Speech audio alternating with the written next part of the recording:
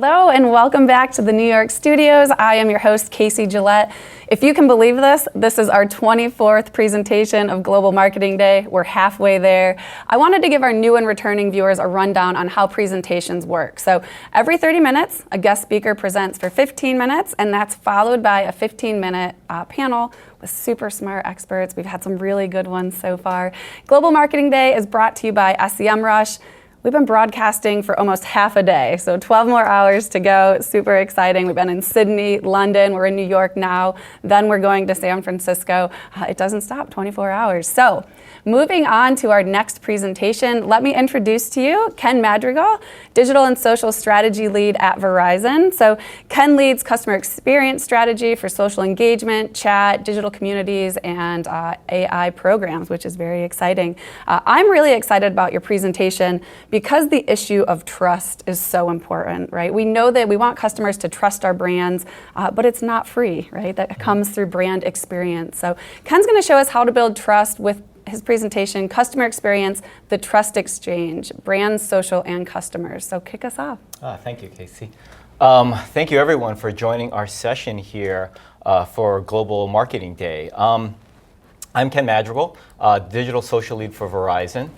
For those of you who aren't as familiar with it, who aren't in the States, it's one of the leading telecom and technology companies, multi-billion-dollar company. I represent both the wireless and the wireline side, and I do social engagements for existing customers to create deeper connections through advocacy, care, marketing, community, to create that experience for the customer so that they feel like they can be brand ambassadors for us. Today I'm going to be talking about this idea of trust exchange, and that's how do you take a connection with your brand? How do you take your customer experience, your social strategy, and then align them to your business objectives? Again, trying to create a relationship, I always say beyond the fix-it moment, but very close to the part where you can amplify loyalty and again, extend that relationship as much as you can. I want to start off with a quote from John Chambers, from former CEO of Cisco. He said, "Trust, it's the most powerful currency in business." And again, that currency is all about how in today's atmosphere where we have privacy, data breaches, some very tough political discourse, how do you take a major institution, a major company, and connect to customers so that they create that loyalty with your brand?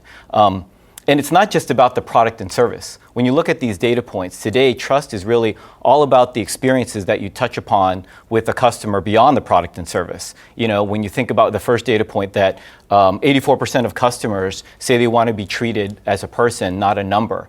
That personalization, it comes with the part of how do you manage that data, how do you do it in a way that it's protecting the customer.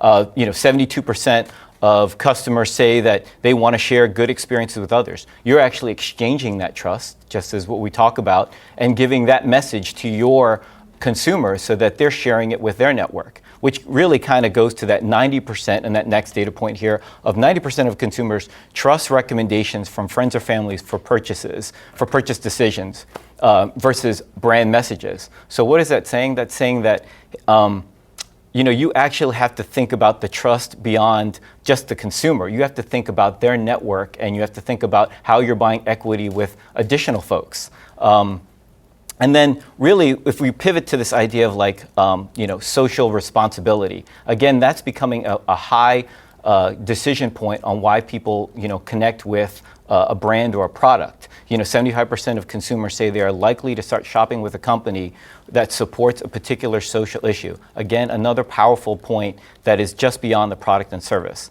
When you think about the employee experience, 147% better performance happens when the employees are engaged over other competitors that don't have that same employee engagement. And then if you think about it from a different angle, 8 out of 10 consumers mistrust a good portion of brand ads. So what that does, it makes it very poignant for these other data points where the trust that you have to build across that beyond the product and service makes a lot more sense for a brand. When we think about trust exchange, right?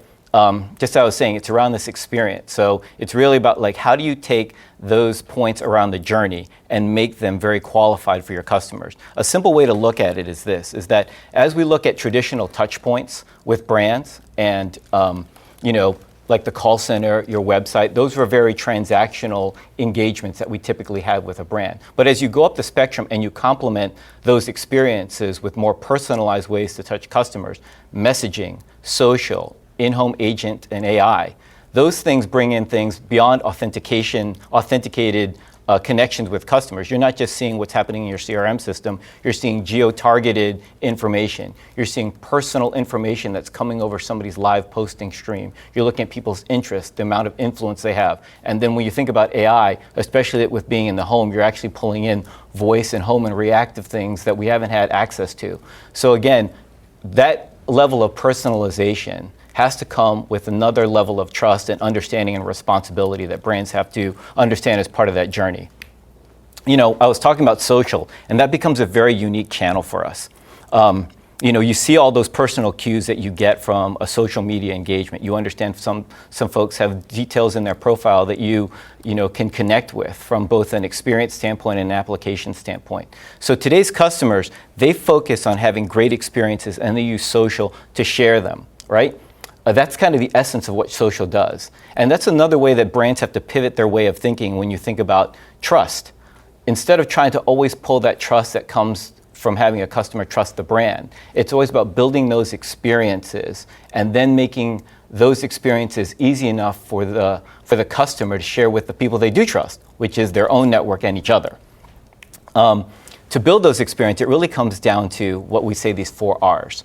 The first one is being remembered. And say being remembered is that it's a channel for social that people see above all other channels that is very unique, right? You also think about remembering the customer in different ways, both from a CRM standpoint and then what they provide you from a social personalization standpoint, which really comes down to the other part of building a great experience is this idea of coming to return to it.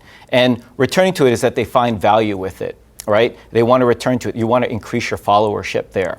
And then you want to also, the third point is really, the other R is really repeating it. And when I say repeating is that you can, it's not just a one-time way that you reach out to customers, it's something that you can scale over and over again to get that benefit. And kind of the last R that's really key for a great social experience is this idea of recommending. Often brands use NPS, and the number one question in NPS, talking about a brand, is would you recommend this brand, right, to your friends and family? But when you think about social, you actually get them to physically recommend the brand as part of the retweet about them talking about your experience. So I often say that it's almost as good that you're converting on somebody on that recommendation versus talking about a question of just future intent. So that's a really good way to think about how social is, for building a great experience within social. And as part of that, it really comes down to also content. Right? You create these engagements and these experiences that are there. Coupled along with that is like key ways to do content. And I always say that diversity, frequency, consistency, and frequency help drive authentic experiences within social and social content.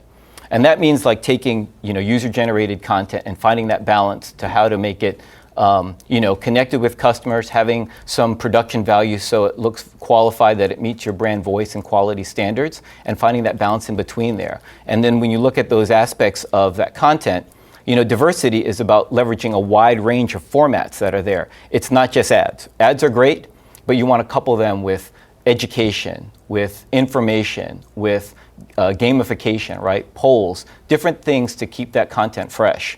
And then from a consistency standpoint, it's not the number when I talk about consistency. It's really about setting expectations. A lot of brands use hashtag, Wednesday Wisdom or a hashtag Throwback Thursday. And what that does, it builds points in time where people anticipate or expect content to come over and over again. So as you use that ability to be consistent and again, to help build your followership, people will create that, it'll have that expectation that people will have for your content. And then the last one is frequency. This really comes down to the number. How do you take the number of times you post, when you post them, across what channels, and make them optimized so that you get the most impact? So that really covers what we're thinking about from social content and social engagement. I hope folks can take a lot of these insights and apply them to what they do related to trust and building that connection with their customers. I'll turn it back to you, Casey. Yeah, big thanks to Ken Madrigal, Digital and Social Strategy Lead at Verizon. We're going to open this up to our guest experts. If you have questions, globalmarketingday.com. Let me introduce you to our panel. Welcome back, Ari Zoldan, CEO of Quantum Media Group. Ari joined us on the last panel. You can see him regularly on Fox News, CNN, CNBC, talking about business, technology, innovation. We also have Corey Jones here. So Corey is the founder and CEO of Untapped. She shares her social media expertise with startups, corporate, and charities. It's great. She's also the host of the iTunes Business Chart topping podcast, Self-Made Woman. Fantastic. And of course, we still have our studio in London. Let's welcome Michelle Wilding-Baker, SEO and content marketing leader. So I want to kick off, Ken's talking a little bit about, the customer experience and why it's important. But, Corey, maybe you can start us off with what is the impact of customers sharing these great brand experiences they have? Yeah, sure. I think it's everything. As Ken was saying, it's so important when a customer can recommend to their friends and family a great brand experience that's happened to them, and people are so ready on social to share when something really great happens with a brand, but they're also very ready to share when it's more of a negative experience. Yeah, very willing to share if it's a negative experience.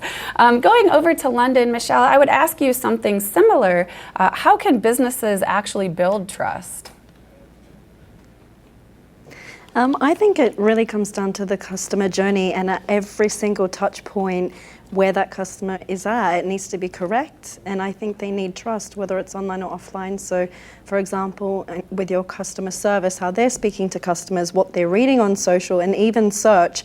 So I'm actually consulting with one startup, and brand is so important because if there's one element that's not wrong, that results in a bad review. So not only on social, but also search. So this is cross-channel. The way search engines work is they deal with social proof, so they can pull these in, and then there's reviews under each result. And then on social, you just see problems if you're scrolling through. So, you can lose customers, and that can just go viral.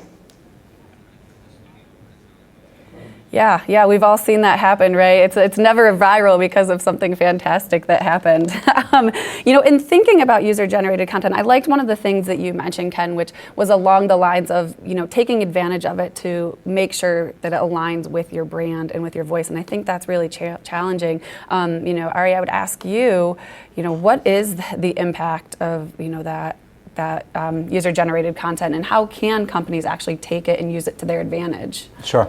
Well, I think, in my opinion, I think one of the most important things is showing up. Woody Allen's famous for saying, one of the reasons why Woody Allen is famous, but he said, I'm a huge fan of Woody Allen. Woody Allen says 2/3 of life is just about showing up. And I think most people don't show up, but most brands don't show up as well. And whether that's about that consistency, whether it's delivering on consistent pricing, that adds a lot to the trust, to know that, hey, I could always trust this brand because they're always consistent. So I think that's very important. The second thing, obviously, is showing up in a way that you feel special about the brand, you feel connected, and I think you feel proud about promoting that company in a very organic way. And I think the third thing also is not being sold to. I think we're constantly being bombarded with salesmen and upsells and premium packages. I think it's great that companies are taking the approach, more of a branding approach, and amplifying their message versus buy this, buy this, buy this. And I think those three things are probably the keys to success in terms of amplifying a brand and the company. So. And speaking of that, one of the questions came in was around retargeting, thinking about not bombarding, our audience. So taking it back to marketing on that side, Corey, what's the retargeting strategy when you're trying to engage, networks that it's not your direct network, but you're trying to expand, but you don't want to overwhelm them? Is there anything that you guys have seen or you're done with retargeting that really works well? I think really uplifting the user-generated content that you're getting from people where they're showing how they trust your brand, they've had a great brand experience, they've posted something that went down really well when they interacted with your brand. If you can identify that user-generated content and then use that in some of your retargeting and your advertising that you're serving to people, it's really expanding away from saying, this is why we think we're great as a brand, but actually this is why other people think that we're great as a brand, and that will always have a much better conversion. It's much more convincing for other people who might be looking to engage with your product or service. That's a good point. And I think that also comes down to, being remembered, right? I thought that was a really good point. And Michelle, I have a question for you. What are some ways that companies can help themselves be remembered, whether it's through content or retargeting or whatever it might be? What are some tips to help companies get started and actually creating something people remember? I think in the presentation it spoke about treating people not as numbers but as individuals. So if your platforms are set up correctly on social, you can pull in personal data. So when somebody's been on your site, if they've done something with retargeting ads or inorganic, you can just say to them, hey, you were on our site, you could have saved X amount, you're in this area, people are doing this, just speaking to them in their everyday life and what resonates with them. And just to echo, I think also social proof, so using customers in quotes and user-generated content. If someone's using your product and they're out and about, what are they wearing? That just really resonates. Yeah. I would ask each of you, are there any specific brands, excluding your own companies, obviously, that you think do a really good job with the customer experience? And I'll start with you, Ari. Sure. There's a company out there called Fluber. It's an air taxi company, and they do short hops. They do New York, New Jersey, New York, Connecticut, New York, Nantucket. And for them, it's all about two things, about the customer experience. You get on the plane, you kind of feel like you're in this luxury environment, kind of flying a private jet. It's not a private jet, but you get the private jet experience. And they're all about timing. They're in the airline business, so they operate down to the minute, and that's obviously important. So you got to get to New York and Boston for a business meeting. You need to be on time. So those are, I think, creating that special environment for them, that customized environment, but also obviously showing up on time. Those are just two things that make the company very successful. So I'd say Fluber is one of those. Very cool. Corey, I'd ask you the same thing. I think the one that comes to mind for me in terms of thinking about this trust exchange and when there was a chance for a brand to lose trust is actually KFC when they ran out of chicken. Do you guys remember? It was, and it's not ideal for a chicken shop to run out of chicken, obviously. And there were a bunch of consumers on social really complaining about it. And they actually were completely authentic about it. They owned up to the fact that, hey, we know this isn't great. We know that you came here to buy chicken. There was no chicken. And they took out full page print ads. They had billboards saying, like, we've messed up here, but we will get this right next time. So it was a chance for them to lose trust, but they actually ended up gaining more trust with consumers, I think, because of how honest and open they were about that mistake and how they owned up to it completely. Yeah, and Popeyes ran out of chicken. How are these companies running out of chicken? Need to make more chicken orders. Yeah, more chicken. Go ahead. Yeah, I always think that there's two brands that come into mind with that, that jump out from us, other than my own brand, but JetBlue, right, in the airlines. They have a great way to find the right, I always say to capture the broad, you should go for the niche. And they have a great way to culturally connect with things that are happening in the relevant time span, whether it be last month when it was Hispanic Heritage Month or it was Pride Month. They're able to craft their social content very engageable to share with those, hashtag and niche trending topics that are there, and align it to travel. And then I think the other one is KoolAid. They have that, they have a great followership because they continually, from a social media standpoint, push the "oh yeah" that the KoolAid character always says, and they do it in very creative ways that connects folks to not just present day, but then also to their childhood. So they do a great way to kind of segue that from a social standpoint. How about Geico? Sorry, I'm just so curious because I really respect your opinion. What are your thoughts about Geico's changing mascot and the evolution of their commercials? Well, I think when you, a big part of it is this idea of consistency, right? That you're constantly trying to put yourself out there with something that folks are used to and they're creating that expectation. So I think Geico does a great way of that consistency, always putting out there, showing up per se, right? Mm-hmm. Both from a character standpoint and the message. It's such a great point on the national holidays as well, going back to JetBlue and Pride Month and National Hispanic Month, that companies are engaging with these trending holidays in an authentic way that does help to build trust. And they're not just jumping on them because they can see that it's trending and they think people are talking about them, but actually there's a real relevant connection for their brand to be talking about it. Yeah, and I think I want to turn it over to Michelle here. We're talking about these big brands, right? When we think about customer experience, we tend to think about the bigger brands. But Michelle, I would ask you, one of the questions that came in, if you're a startup, right? If you're someone who maybe doesn't have this really well-known brand, how do you start building that trust? I think as a digital marketer, you have to think of offline as well.